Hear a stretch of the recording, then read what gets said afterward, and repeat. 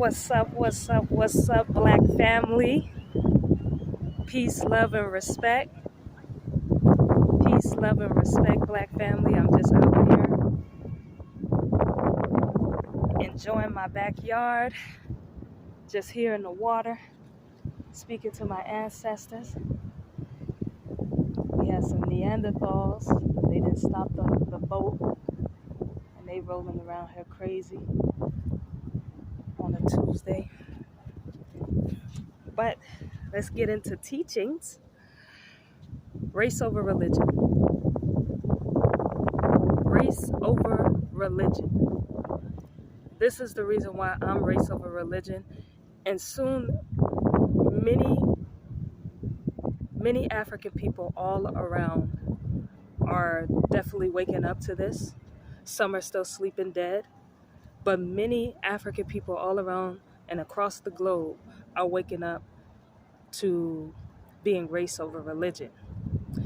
Now let me make that clear. We're not talking about I'm not talking about race over God. I'm talking about race over religion. God is personal, religion is a practice. God is personal, religion is a practice. Happy Women's Month to all the beautiful Black African women.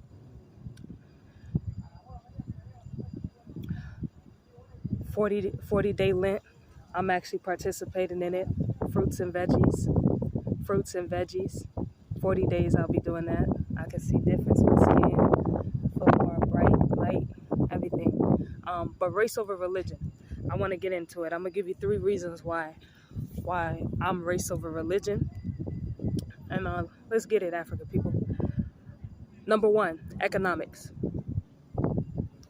I'm race over religion due to the economics. The Black church has racked up over trillions of dollars, billions of dollars. Every Sunday they make over $10 million. And nothing to show for. Nothing to show for. Your children can't go to school there.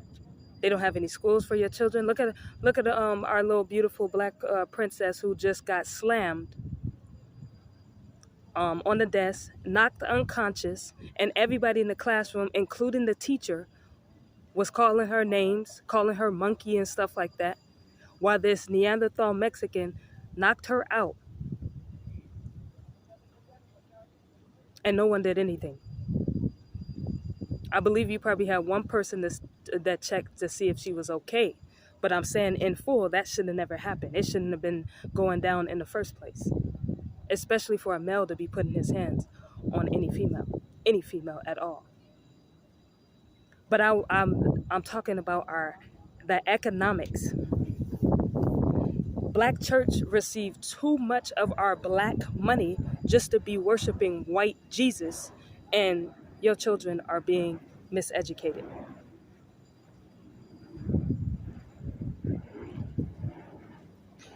When you sitting up there worshiping white Jesus, police are dictating of how they're going to kill your children and get away with it. Look at how they killed those twin Black boys and said that they committed a murder-suicide. Black family. Black folks don't commit no murder-suicide, especially not 90 to 100 miles away from home.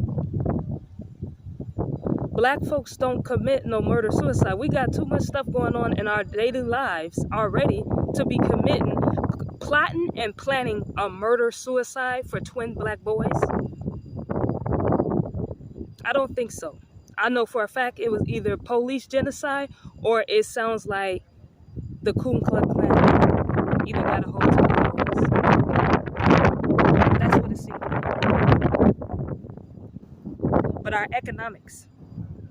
The Black church receives too much money from Black people and does not participate, does not elevate, does not educate any Black people in the Black community. They actually go hand in hand with the CIA and the FBI. Black church go hand in hand with the CIA and FBI to keep you oppressed. But they're receiving all of your Jesus, your white Jesus money. You happy to be praising a white Christ that you think is going to save your life, but white lives hate you. Can somebody help me? Can somebody talk black to me? You, as African people, believe that a black Christ, a white Christ is coming to save your black behind when white lives hate you. I don't think so. So they receive too much of our economics. That's number one. Receiving too much of our economics and not putting anything back into the black community at all. We don't have schools. We don't have banks. We don't have hospitals. We don't have grocery stores. Somebody say, what do? We organize. That's what we do. As African people across the globe, we organize. We make trillions of dollars collectively. We can organize. And we build our own. This is the reason why I'm race over religion. Religion has made black people very, very, very docile. Very docile, equal to laziness, equal to no accountability, equal to no responsibility. You can go sit for 2 to 3, 4, even 5 hours in the pews and nothing is done in the black community. You spend all of your money. I have a relative that says she gave $10,000 to the church. Black family, I got a relative that gave $10,000 to the church. And if I ask for $100 just to help me build something, oh, I don't got that. I don't got that at all. Okay. But you had $10,000 to give to the church. And they do absolutely nothing for your children or your grandchildren or your great-grandchildren. So that's number one for me, economics. All of the money that we are giving to the black church, and not only are they just taking, scraping, and stealing from us and leaving us with nothing, they have never even showed nothing. Your sons can't go to church and get a mechanic job. Your sons can't go to church and get a electrician job. I grant you, we used to. That was a long time ago. That was almost like 70, possibly 80 years ago. They don't do it no more. Your daughters can't go get no job. Your grandchildren can't get no jobs. They can't go to school there. Monday through Saturday, the church is closed. So how are they helping the black community? Which brings me to number 2, your time. They get too much of our time. I know, I was raised in the church. I was raised Kojic. I was raised AME. Well, I actually started to go to AME. I went to AME on my own, but I was raised Kojic and Baptist. I was also even raised Muslim for a short time. But my family, they practice Muslim. So I think I know what I'm talking about when I'm talking about race over religion. Religion takes a lot of black people's time. African people all around across the globe are here worshiping Christ. Right now, I just seen somebody just sent me a video of this. Well, she had wretched, but I guess we could call them dirty dreads that she had in her head. I want to say something else, but I prayed to the ancestors to guide my tongue, so they stopped me right there, black family. But I seen this cave dweller. She was colonizing an African country, and she was indoctrinating the African people there with Jesus Christ and baptizing them in some of the dirtiest water I ever seen a day in my life.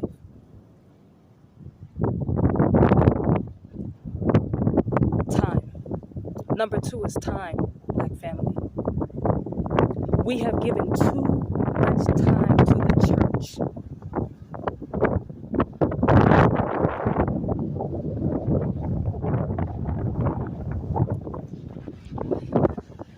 speaking that real talk.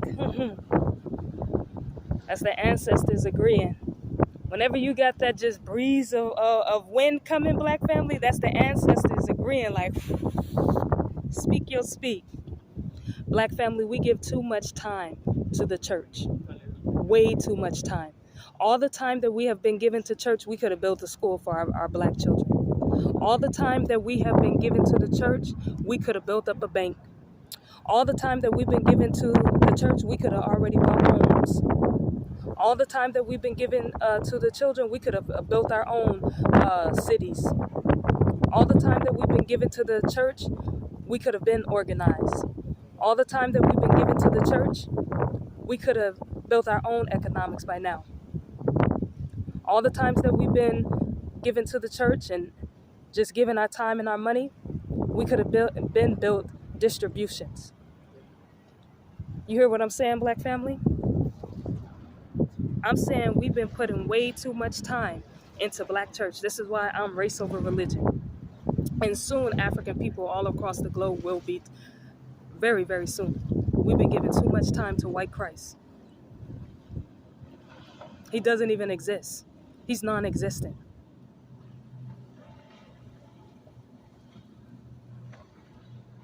It's the saddest thing to see a Negro preaching the preach to a bunch of black people with white Jesus behind them. And they don't even remember nothing that you preached about. All they remember was the white face. Too much time. Which brings me to number 3. Hope. Number 3 is hope. Black family, you didn't put too much hope into black church. Police genocide, you didn't put your hope in church. Sexual assault of your daughters, you didn't put your hope in the church. Miseducation, you didn't put your hope in the church. These people killing your family members, you didn't put your hope in the church. These people kicking you out of your own cities, your own homes, you didn't put your hope in the church. Church has indoctrinated black people to believe when white people do something to you, all we got to do is just pray and move on. Pray, move on, and forgive, and everything will be all right. And these crackers turn around and still do the same thing. And you expect me to believe that that is God's plan?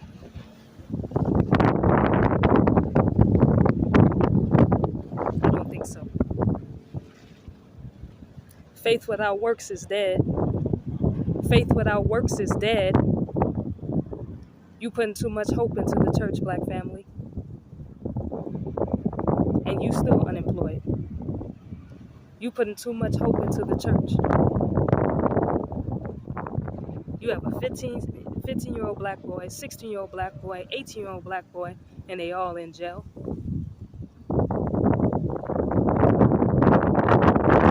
A 17-year-old black girl, a 19-year-old black girl, and a 24-year-old black girl, and they all in poverty. But yet you put your hope in black church. Race over religion. No more indoctrination. Black family, you should be tired of being indoctrinated. They're killing us, but all we gotta do is pray. They murdering us and getting away with it. All we gotta do is pray. They just slammed our black children head on the desk, but all we gotta do is pray. They slaving us all over again. All we gotta do is pray. And then you let these Neanderthals get in your head, talk about we're all God's children, we're all one race in Christ. I'm gonna leave you with this, black family. Next time a cave-dwelling caveman, cave woman tell you we are all one race under white Christ, you ask them, well, if we're all one race under white Christ, why are we the ones that get lynched? If we one race under white Christ, why are we the ones that get heavily incarcerated? If we one race under white Christ? Why are black people the ones getting shot and killed and gunned down by white police? If we are all coming together and we're all one race under white Christ, how come we were the ones picking cotton? If we are all coming together under and one race under white Christ, how come we're the ones that can't get the loans? If we're all coming together and we're seen as one race under white Christ, how come we're the ones that's homeless?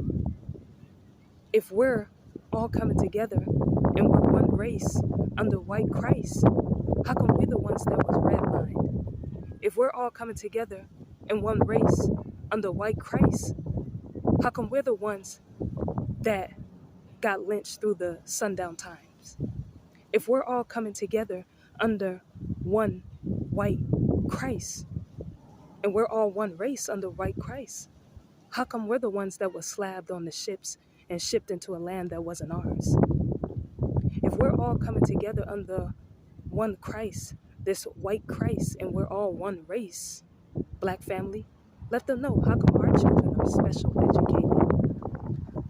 How come across the globe, black men and black women, especially black men, are mass incarcerated?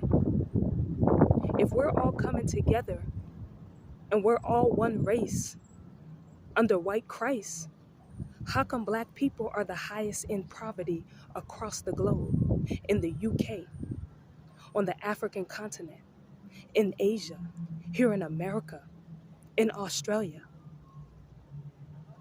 If we're all coming together and we're all one race under white Christ, how come it is that black people keep going through the detriment that we keep going through under your white Christ? That's what you ask them next time, black family. I'm talking to the black children. You ask them crackers, how come we're the ones that keep going through police genocide? How come we're the ones that keep going through special education? How come we're the ones that keep going through mass incarceration? How come we're the ones that keep going through poverty if we all coming together and we're all one race under white Christ? That's what you ask them. Black woman, you ask them, oh, if we all coming together and we all one race under white Christ, how come I gotta work so hard? How come I gotta work twice as hard? Why I gotta bend over just to get a promotion? Why I gotta be here 20 and 30 years just to get one promotion, and a white woman can come in and she can get a promotion and don't know nothing and don't got no degrees the way you do? You got 6 degrees, she got 1 degree. She got a diploma. That's what you ask them. When they say we are all one race under Christ, you tell them Revelations 1:14 through 15 says his hair is like wool and his skin is like burnt brass. So how come my people keep being down? That's what you tell them. We are one race under white Christ. How come my people keep being down? How come my people keep falling short of the hand of your hand? That's what you ask them, black family. You gotta be slick as ice and twice as nice. You gotta be slick as ice and twice as nice when it comes to these Neanderthals. You gotta make sure you're sharp. You gotta make sure that you're alert and you're aware. Because let me tell you about this religion. Religion is the greatest thing that ever happened to white supremacy. Religion is the greatest thing that ever happened to white supremacy. You know why?